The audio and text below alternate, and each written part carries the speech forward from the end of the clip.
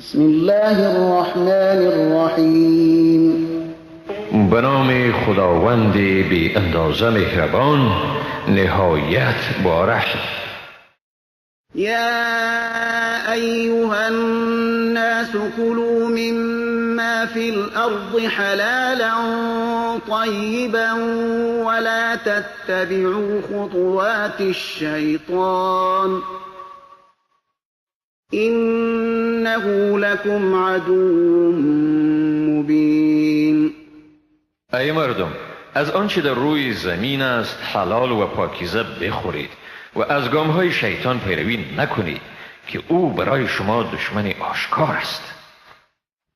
انما یأمرکم بالسوء والفحشاء وان تقولوا علی الله ما لا تعلمون.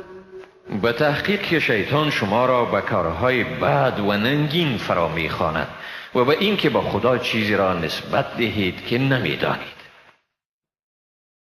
و اذا قیل لهم اتبعوا ما انزل الله قالوا بل نتبع ما الفینا علیه آباءنا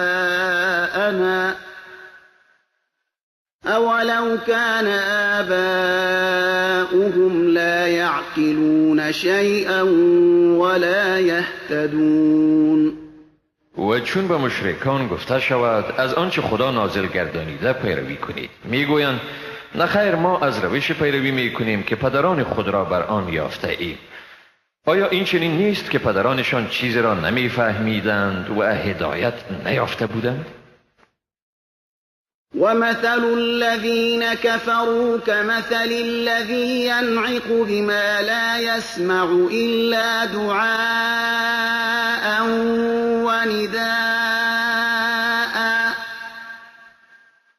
صم بكم عمي فهم لا يعقلون.